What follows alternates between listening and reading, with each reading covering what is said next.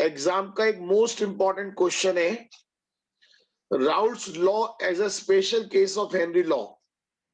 इसे most important कर लीजिए।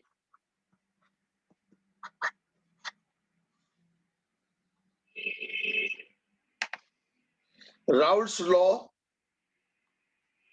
As a special case of Henry law. तो जरा इस टॉपिक को क्लियर करते हैं। जरा सब बच्चे ध्यान दें। सब बच्चे अपना नाम रोल नंबर लिख के जरूर भेजा करो, वो आपकी अटेंडेंस होती है। अगर आप नहीं भेजते हो तो वो एब्सेंट माना जाता है। ये एक मोस्ट इंपॉर्टेंट क्वेश्चन है, Raoult's law as a special case of Henry law. क्या आपको राउल्ट्स लॉ याद है? P A equals P naught A X A, Raoult's law.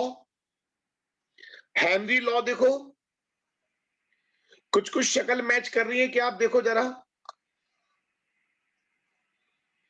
सब बच्चे ध्यान से देखें, कुछ शक्ल मैच कर रही है। यहां भी प्रेशर है, यहां भी प्रेशर है, यहां भी एक कांस्टेंट है, यहां भी एक कांस्टेंट है। ये भी मोल फ्रैक्शन है, ये भी मोल फ्रैक्शन है। अगर आप ध्यान से देखो, इसमें बोथ आर गैसेस और इसमें लिक्विड प्लस गैस है। अगर आप ये सोचो, अगर ये लिक्विड मोर वोलेटाइल हो, या कहें कि और ज्यादा वोलेटाइल हो,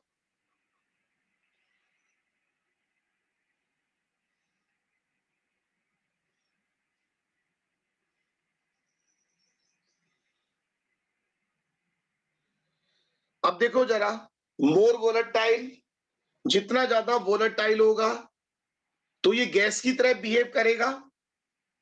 सारे बच्चे बताइए, गैस की तरह बिहेव कर सकता है? भाई गैस में और लिक्विड में क्या अंतर है? सारे बच्चे बताएं, गैस में और लिक्विड में क्या अंतर है? यही तो अंतर है।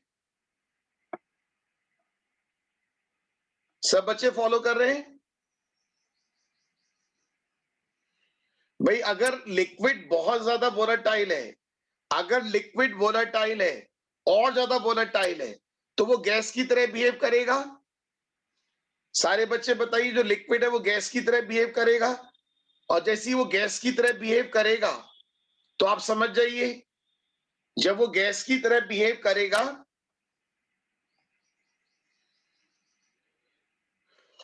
सब बच्चे फॉलो कर रहे हैं? जल्दी बोलो, सब बच्चों को बात समझ में आ रही है? एक बार लैंग्वेज और कर लेते हैं कि एग्जाम में क्या लिख के आओगे। दोनों में अंतर समझ गया? इसमें दोनों गैस हैं। सब बच्चे ध्यान दें, इसमें दोनों गैस हैं।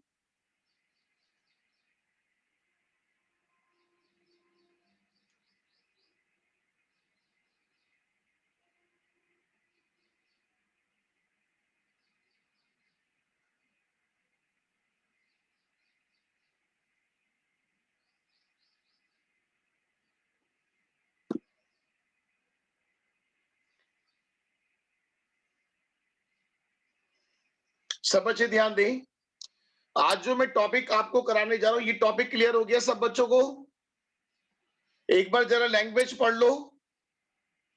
सब बच्चों को टॉपिक क्लियर हो गया? जल्दी बताइए, सब बच्चों को टॉपिक क्लियर हो गया?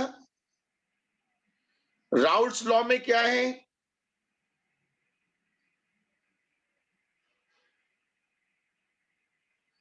Raoult's law as a special case of Henry law.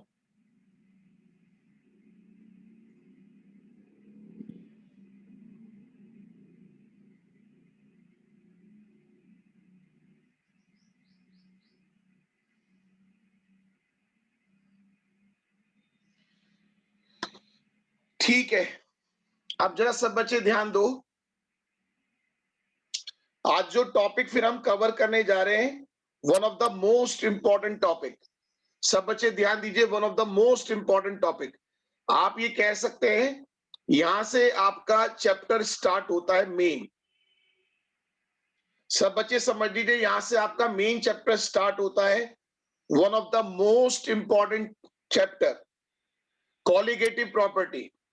आप में से कोई बच्चा जानता है व्हाट इज कॉलिगेटिव प्रॉपर्टी? जल्दी बताइए, आप में से कोई बच्चा जानता है व्हाट इज कॉलिगेटिव प्रॉपर्टी? चलिए मैं समझाता हूं, सब बच्चे ध्यान दें। कॉलिगेटिव प्रॉपर्टी से आप क्या समझते हैं? सब बच्चे ध्यान दीजिए।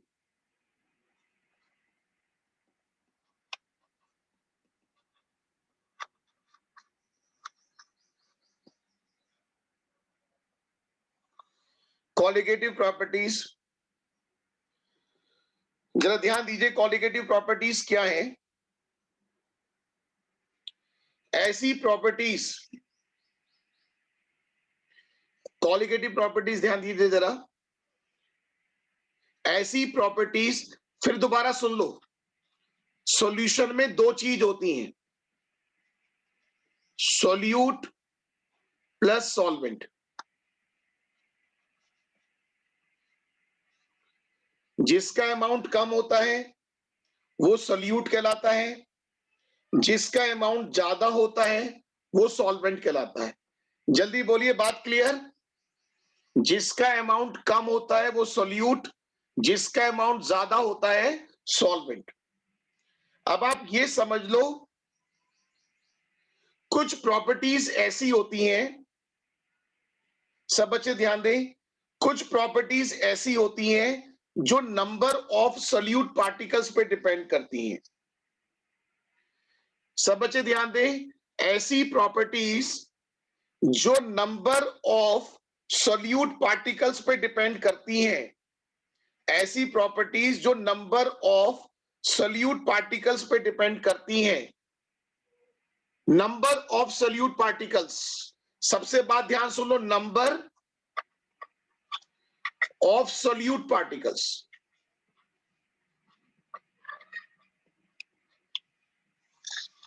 नंबर ऑफ सॉल्यूट पार्टिकल्स, ऐसी प्रॉपर्टीज जो नंबर ऑफ सॉल्यूट पार्टिकल्स पे डिपेंड करती हैं, नॉट अपॉन, नॉट अपॉन, जरा ध्यान दें, not upon nature of solute particles.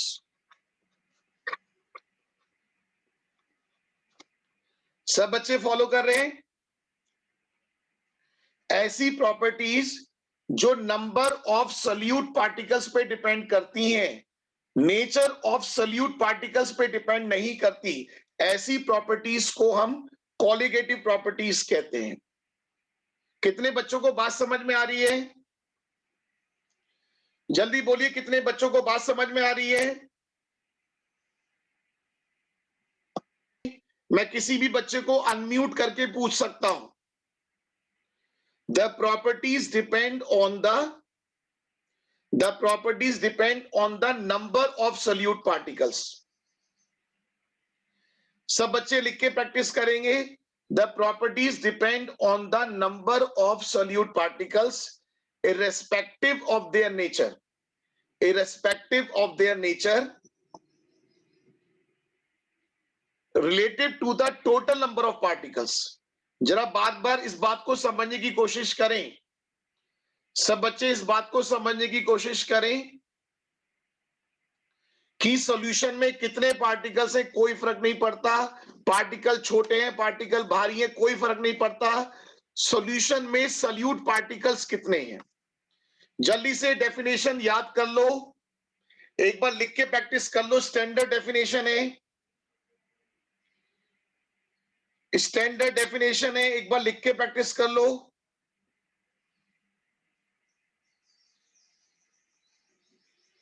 Standard definition है, एक बार लिख के प्रैक्टिस कर लीजिए। देखते हैं आप में से कितने बच्चों को याद होगा।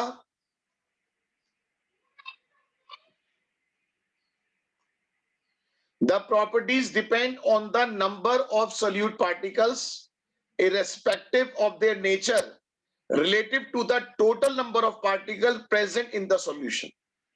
Such properties are called colligative properties. एक बार सब बच्चे लिख के प्रैक्टिस करें, सभी बच्चों से रिक्वेस्ट है एक बार लिख के प्रैक्टिस करें।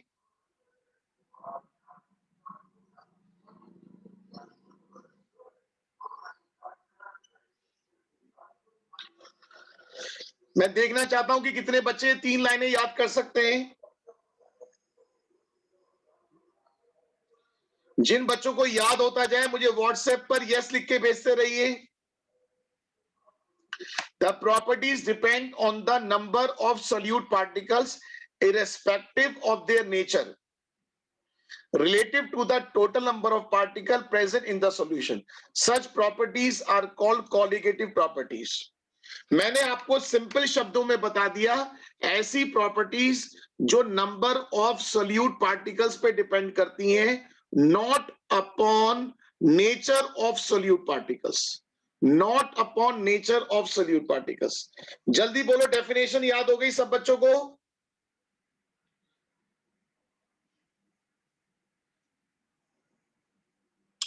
अब मैं सोच रहा हूं डेफिनेशन मैंने आपको करा दी है, कुछ हमें पहले वाले न्यूमेरिकल करने हैं, कुछ हमारे पेंडिंग चल रहे न्यूमेरिकल, वो धीरे धीरे कवर करना शुरू करते हैं। अगर आपको याद आता हो, मैं पहले पेंडिंग काम को खत्म करना चाह रहा हूं, वरना फिर पेंडिंग पेंडिंग हो जाता है।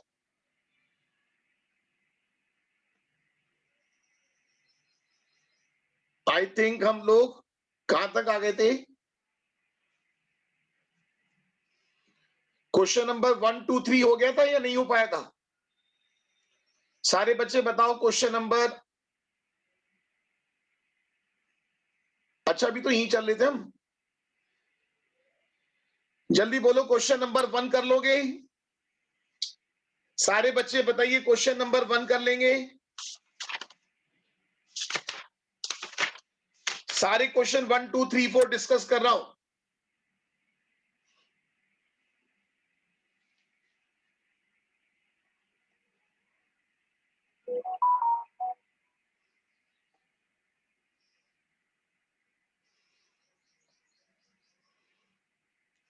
अब जरा 1 2 3 4 सारे क्वेश्चन डिस्कस कर रहा हूं, सब बच्चे करते चले जाना।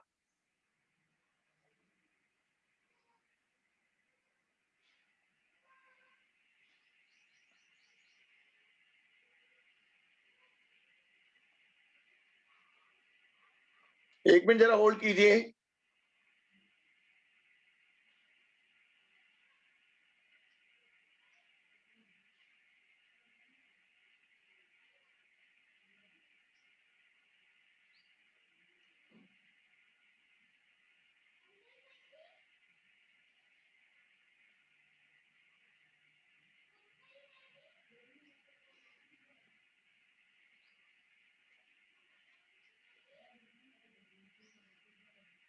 अब जरा टैली करना, क्वेश्चन सारे एक एक करके शुरू से मैच करा रहा हूं।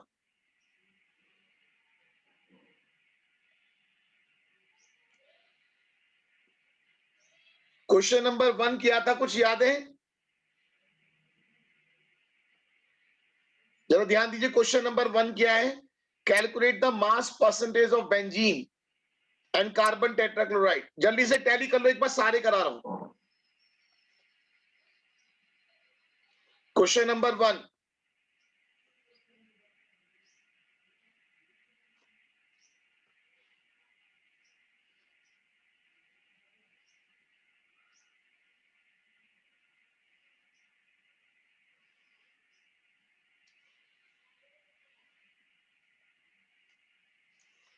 क्वेश्चन नंबर 1 क्लियर है सब बच्चों को? जल्दी बोले यस। आपको जिसकी मास परसेंटेज निकालनी है, मैंने फॉर्मूला बताया था, अगर आपको याद आता हो, mass of solute, mass of solution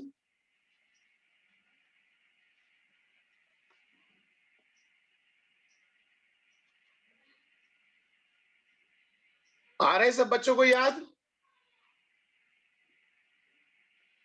mass of solute, mass of solution into 100।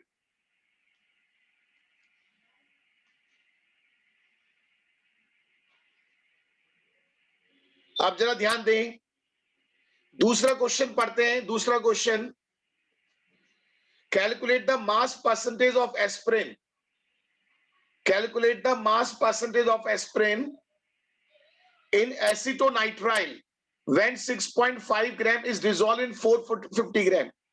आपको जिसकी मास परसेंटेज निकालनी है उसका mass divided by total mass into 100। कितने बच्चों को बात समझ में आ रही है? जिसकी मास परसेंटेज निकालनी है उसका मास करके देखो, जिसकी मास परसेंटेज निकालनी है उसका mass divided by total mass. हाँ, पे शुरुआत तो सिंपल से ही करेंगे ना बेटा, आप धीरे धीरे सिंपल से शुरुआत कर रहे हैं। Question number 2,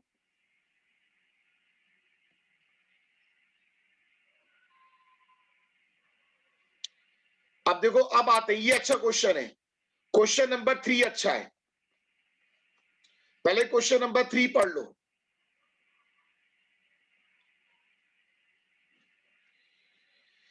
calculate the percentage composition in terms of mass of solution obtained by mixing 300 gram of 25% solution। ये कुछ बच्चों ने मुझसे क्वेश्चन प्रॉब्लम में पूछा भी था। ये क्वेश्चन कितने बच्चों की प्रॉब्लम में था? जल्दी बताओ, ये क्वेश्चन कितने बच्चों की प्रॉब्लम में था? यस अगर प्रॉब्लम थी तो यस, प्रॉब्लम नहीं थी तो नो। जिन जिन बच्चों को प्रॉब्लम थी वो यस लिखें।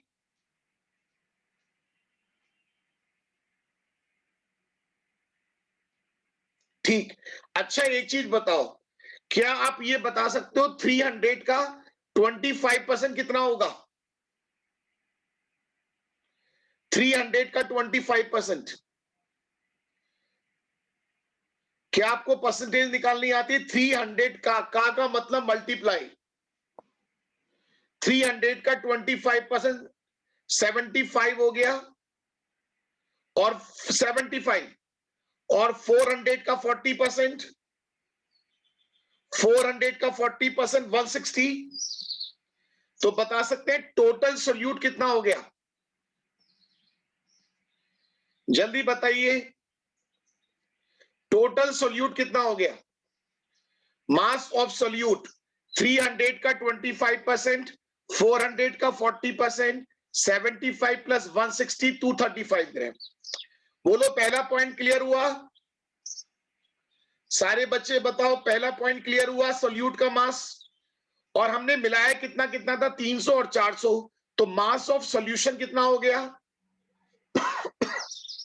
700 ग्राम। भाई उसमें सोल्यूट तो 235 है, टोटल सोल्यूशन तो 700 है। अभी मैंने आपको क्या बताया था? जिसकी मास परसेंटेज निकालनी है उसका mass divided by total mass into 100। जिसकी भी मास परसेंटेज निकालनी है उसका mass divided by total mass into 100।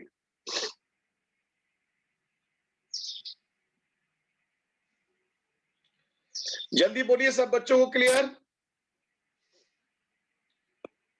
सारे बच्चे बोले बात क्लियर? काफी इंपॉर्टेंट क्वेश्चन है ये। क्वेश्चन नंबर 3 काफी बच्चों को परेशान करता है।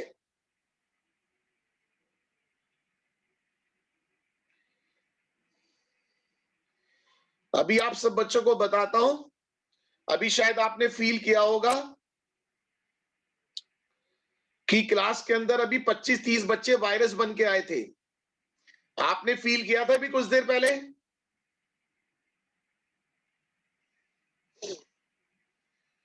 कितने बच्चों ने ऑब्जर्व किया था? कितने बच्चों ने ऑब्जर्व किया था कि 25-30 बच्चे वायरस बन के आए थे?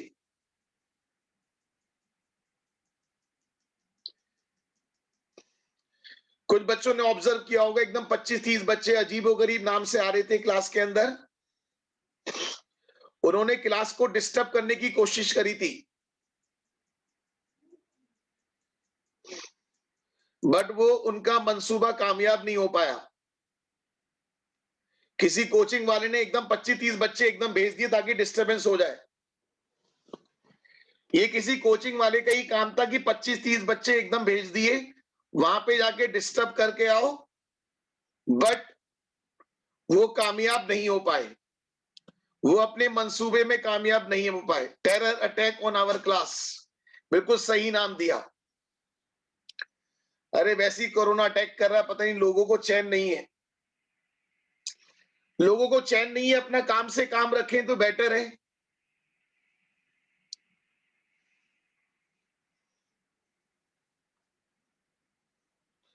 ये सब अपोनेंट कोचिंग वाले ये काम करते हैं, बहुत गंदी हरकत है।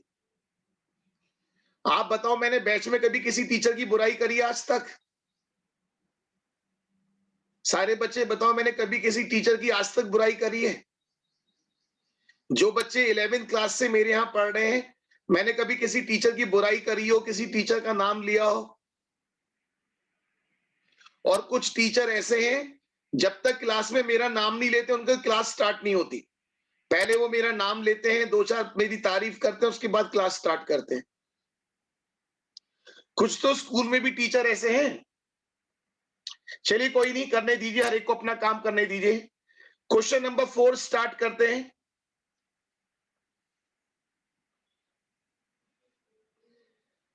बेटा ध्यान रखना, मैं अगर फेमस हूं तो क्यों फेमस हूं? कि मेरे स्टूडेंट्स मेरा नाम रोशन करते हैं।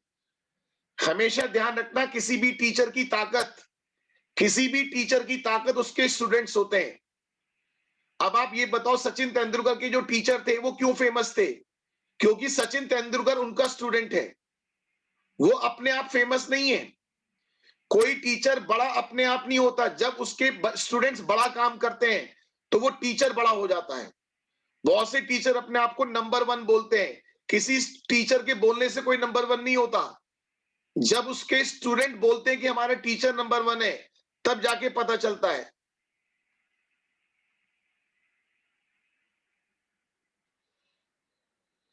ठीक कह रहे हो बेटा, बहुत सारे स्टूडेंट्स तो मेरे ही पढ़ा रहे हैं। सर क्वेश्चन 3 में 2% दिए हैं। बेटा मैं समझाता हूं दोबारा क्वेश्चन 3 को। इसमें आप ये समझ लो, फॉर एग्जाम्पल आपके पास 2 शिकंजी है। मेरी बात समझना ऋषिता बच्चे, आपके पास 2 शिकंजी हैं। एक में आपने 10 ग्राम चीनी घोल रखी है, एक में 10% चीनी है, एक में 20% चीनी है, और दोनों शिकंजी को आपस में मिला दिया। अब हम जानना चाह रहे हैं कि टोटल कंसंट्रेशन क्या है। तो आपने क्या किया, पहले वाले सॉल्यूशन में जितनी चीनी थी वो अलग काउंट कर ली, दूसरे वाले सॉल्यूशन में जितनी चीनी थी वो अलग काउंट कर ली, दोनों चीनी को जोड़ लिया, और जो टोटल सॉल्यूशन था हमें वो पता है, हमने उससे डिवाइड कर दिया। बोलो मेरी बात समझ में आ गई सब बच्चों को? क्वेश्चन 3 क्लियर हो गया? और ज्यादा क्लियर हो गया? आपके पास 2 अलग अलग शिकंजी थी, दोनों में अलग अलग चीनी की परसेंटेज थी, हमने उन दोनों को आपस में मिक्स कर दिया। आपको मैं क्या बताऊं, इस वक्त मेरी मदर खुद कोरोना पॉजिटिव है। सुबह से उसी काम में लगा पड़ा हूं, दवाइयां अरेंज करने में। फादर को भी बुखार चल रहा है। इस वक्त आपको पता है माहौल कैसा चल रहा है। बट बेटा काम तो सारे ही करने हैं। आपको भी सारे काम करने, हमको भी सारे काम करने।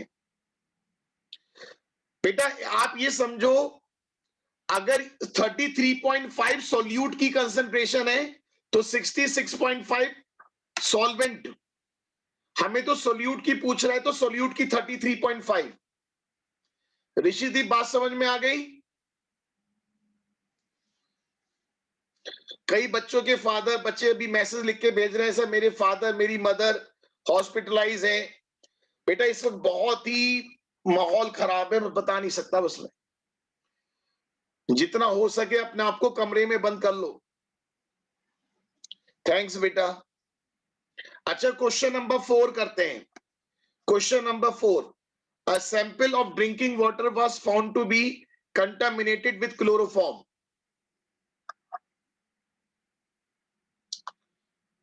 ओके बेटा,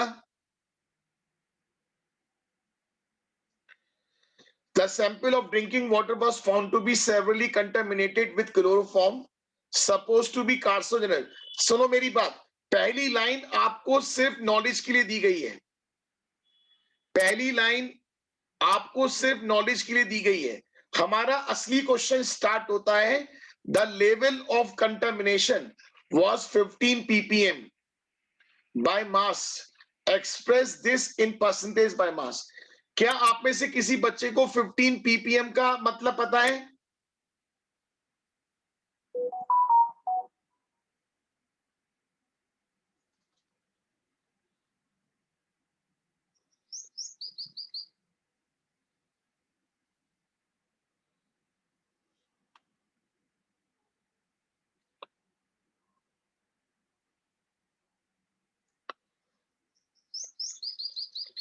क्या आप में से कोई बच्चा बता सकता है पीपीएम 15 पीपीएम का क्या मतलब है?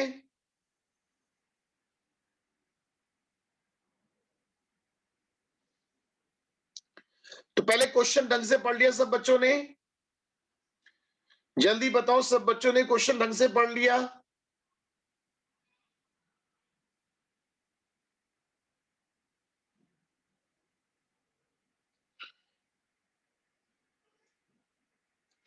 अब जरा ध्यान दें,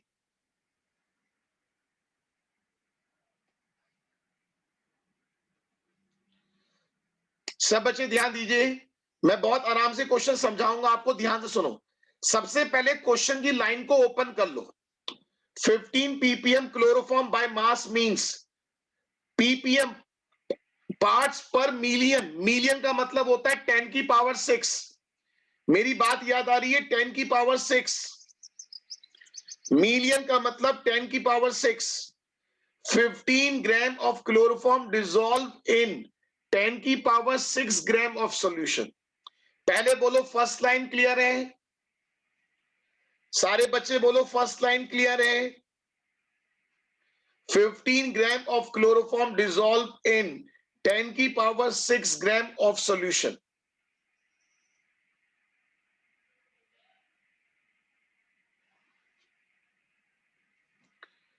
मास परसेंटेज ऑफ क्लोरोफॉर्म। अब आपको मेरी बात याद आएगी। जिसका भी मास परसेंटेज निकालना है, जिसका भी मास परसेंटेज निकालना है, उसका mass divided by total mass into 100। कितने बच्चों को फॉर्मूला क्लियर है? देखो, अगर पहली लाइन क्लियर थी तो ये क्वेश्चन कितना आसान लग रहा है। सारे बच्चे बताओ, अगर पहली लाइन क्लियर है तो ये क्वेश्चन कितना आसान लग रहा है। 15 ppm by chloroform by mass means। ऋषिदीप चिंता मत कर, तू तो क्लास में रोज आता है, तेरी प्रेजेंट तो मेरे सामने लग रही है।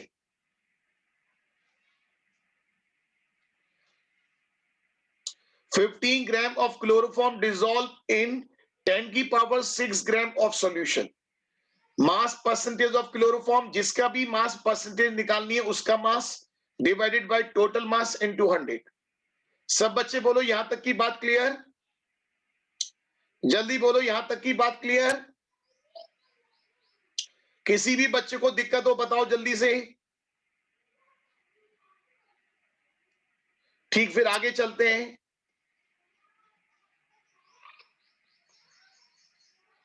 Question 5। 35% V by V solution of ethylene glycol used as antifreeze in car।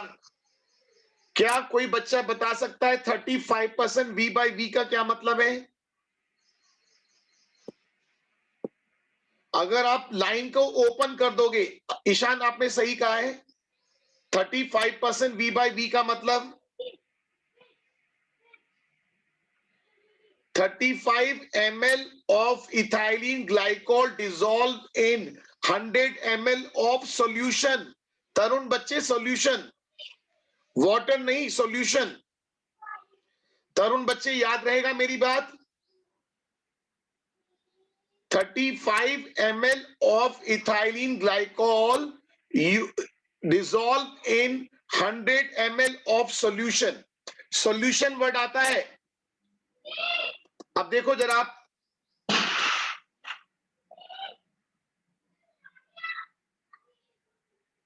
सब बच्चे ध्यान दीजिए। 35 ml of ethylene glycol dissolved in 100 ml of solution। तो वॉल्यूम ऑफ सोल्यूट कितना हो गया? 35। मास ऑफ सोल्यूट कितना होगा बताओ? मास कैसे निकालते हैं? Volume into density.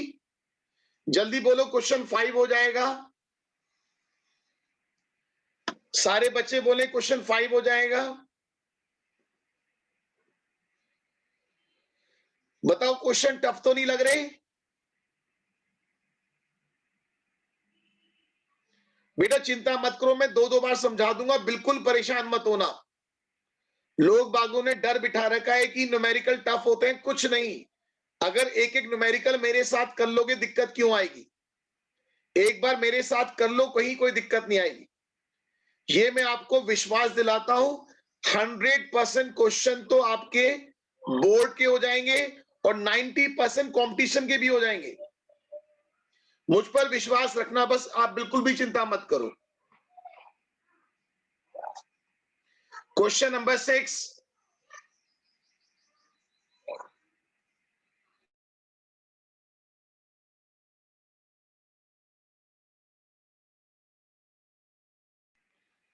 Question number 6 कुछ नहीं है, सिर्फ बात का मतलब ओपन करो। 3.62 मास परसेंटेज का मतलब ओपन कर सकते हैं।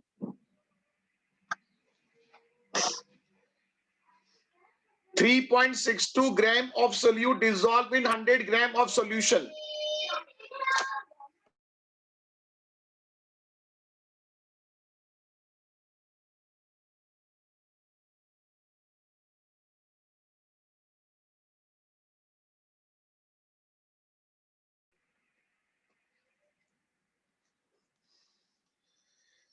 बेटा आप नंबर पे कॉल करके बता दो कि हम प्रेजेंट है, हम एब्सेंट नहीं है।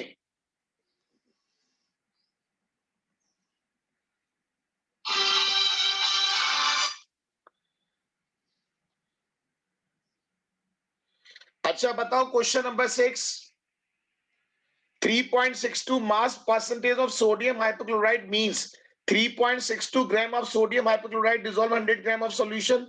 तो मास ऑफ सॉल्वेंट निकाल सकते हो, जल्दी बोलो, मास ऑफ सॉल्वेंट निकाल सकते हो। Volume of solvent, mass upon density. देख लो कितना सिंपल क्वेश्चन है, कहीं कोई दिक्कत हो बताइए। तो आपके पेज नंबर 2 के सारे न्यूमेरिकल कवर हो गए, पेज नंबर 2 के सारे न्यूमेरिकल कवर हो गए। एक एक करके कवर करेंगे, एक भी नहीं छोड़ूंगा, चिंता मत करो। अब पेज नंबर 3 पर आ जाओ।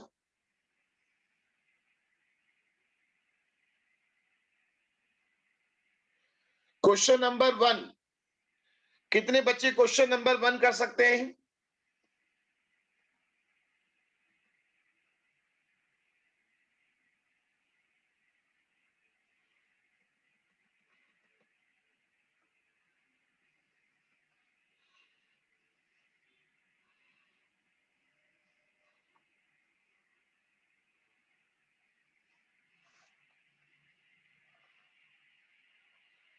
जल्दी बताइए, क्वेश्चन नंबर 1 कर सकते हैं?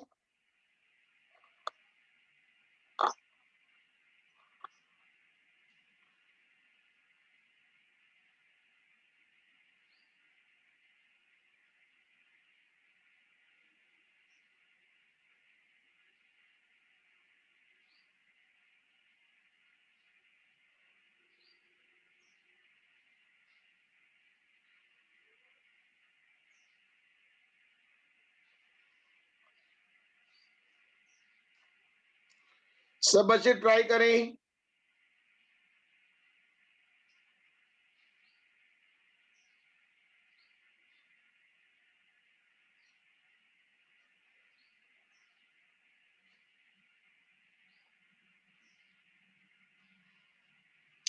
अब चलो मैं कराना शुरू कर रहा हूं। क्वेश्चन नंबर 1 में क्या क्या पता है, जल्दी बताओ। स्मॉल डब्ल्यू कितना है? 5 ग्राम। NaOH,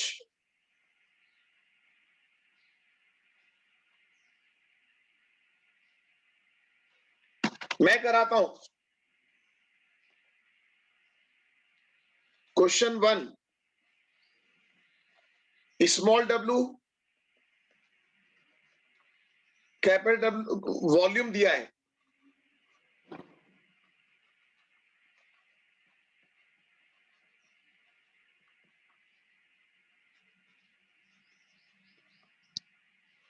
volume of solution 450 ml,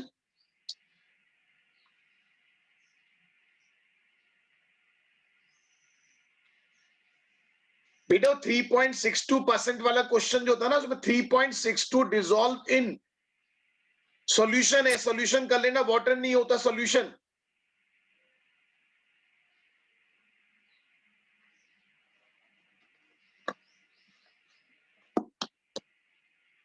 solution ही रहेगा वो। अब जरा ध्यान दो,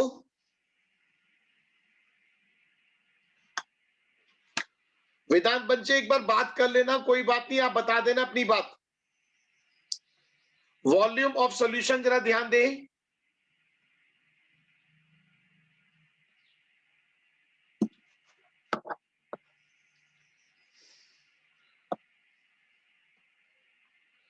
वॉल्यूम ऑफ सॉल्यूशन 450, मोलैरिटी का फॉर्मूला याद है, NaOH का मॉलिक्यूलर वेट,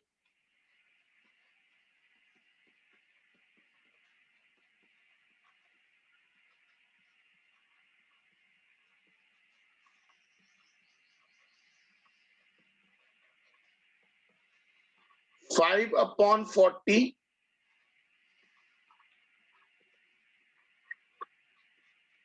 जल्दी बोलो क्वेश्चन 1 हो जाएगा, सारे बच्चे बोले क्वेश्चन 1 हो जाएगा।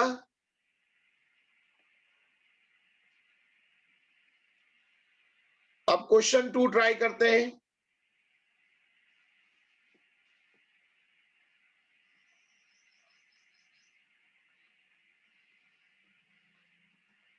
क्वेश्चन 2 में क्या क्या पता है,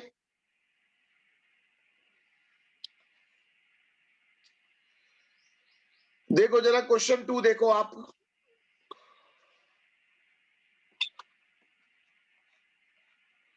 मोलैरिटी का फॉर्मूला पता है,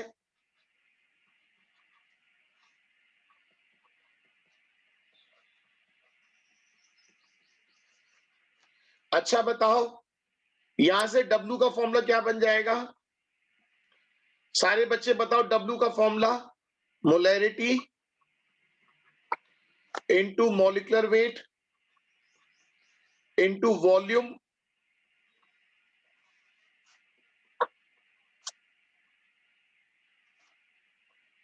बताओ क्वेश्चन नंबर 2 हो जाएगा। मोलैरिटी कितनी है 0.15,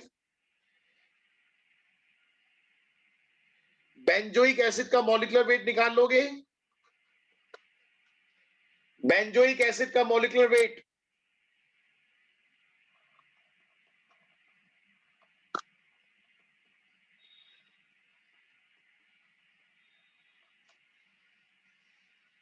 वन 122, वॉल्यूम कितना दिया है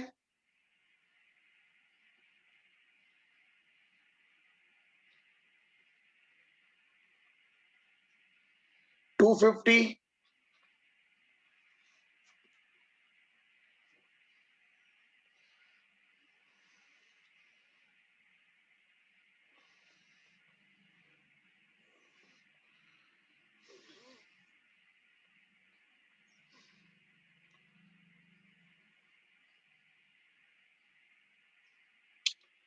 सब बच्चे फॉलो कर रहे हैं।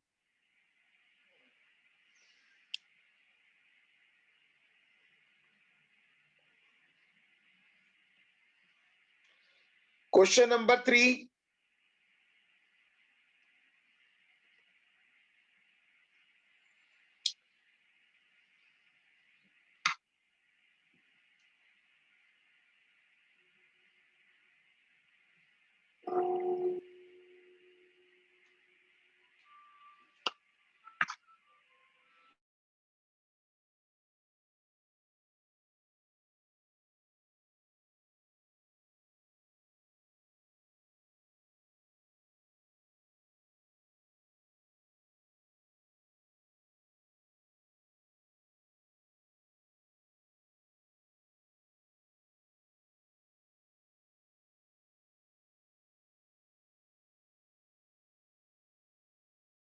क्वेश्चन नंबर 3, क्वेश्चन नंबर 3 में पता है कुछ बच्चों को दिक्कत क्या आती है, वो मॉलिक्यूलर वेट नहीं निकाल पाते।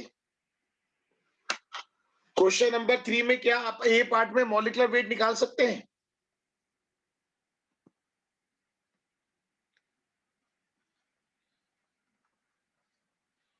देखते हैं कितने बच्चे निकाल पाएंगे। कोबाल्ट का कितना होता है एटॉमिक मास? किसी बच्चे को याद है कोबाल्ट का?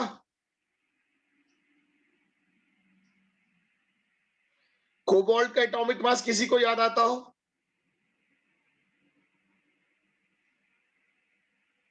वैसे क्वेश्चन में गिवन होगा।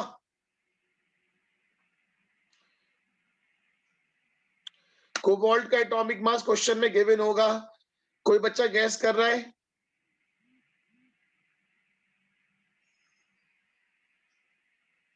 चलो आप 59 मान के सॉल्व करो। ठीक कह रहे हो? 59। अब आपको पता है नाइट्रेट 14 प्लस 3 इंटू 16, या तो इसको 3 से ऐसे कर लो, बोलो 2 से कितना आएगा?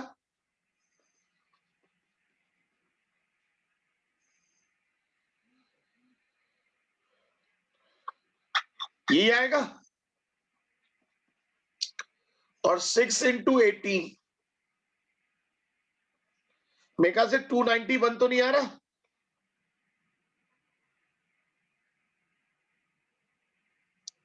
जल्दी चेक करो, 291 तो नहीं आ रहा?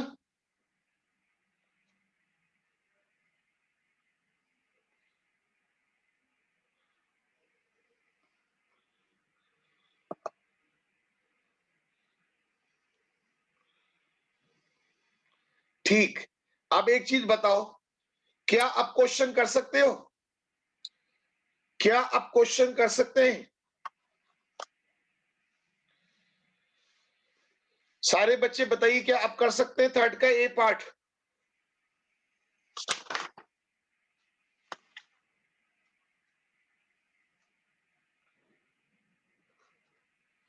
डब्ल्यू कितना है?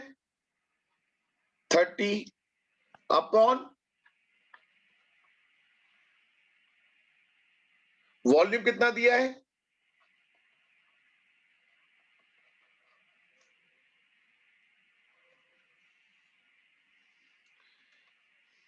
दियो बच्चे, कोई भी बच्चे एब्सेंट नहीं माना जाएगा, भी चिंता मत करो।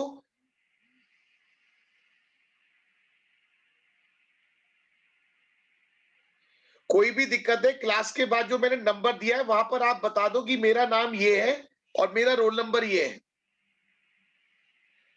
ठीक है बच्चे, कोई दिक्कत आप चिंता मत करो। और जो आप ये व्हाट्सएप पर मैसेज करते हो, ये आपकी प्रेजेंट मानी जाती है। दिव्योम, जो आप क्लास में शुरू में मैसेज करते हो, आपका पहला मैसेज 3:56 पे आया, इससे पहले आपका मैसेज नहीं आया। क्लास में मेरे को बीच बीच में रेस्पॉन्स किया करो। जब मैं आपको पढ़ाता हूं, जो बीच में आप रेस्पॉन्स करते हो वो भी आपकी परसेंटेज है।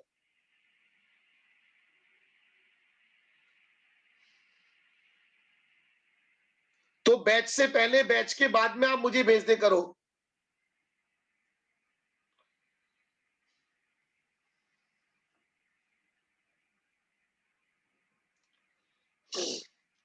आज का टॉपिक समझ में आ गया व्योम?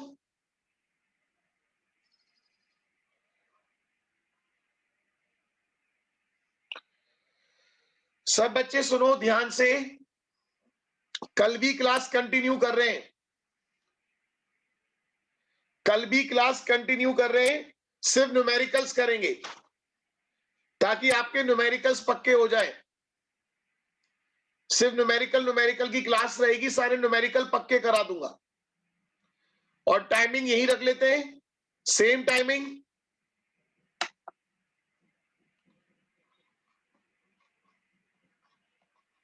Same timing. कल क्लास बेटा एक बार न्यूमेरिकल कर लेना, इस बहाने आपको टाइम मिल जाएगा न्यूमेरिकल करने का। सॉल्यूशन चैप्टर में मैंने जितना भी कराया है, आने वाले टाइम में बेटा ब्रेक दे दूंगा, थोड़ा सा आप लोगों का एक बार कॉन्फिडेंस वापस आ जाए। एक बच्चे ने कहा सर थोड़ा सा ब्रेक दे दो, लगातार क्लास चल रही है हमारी।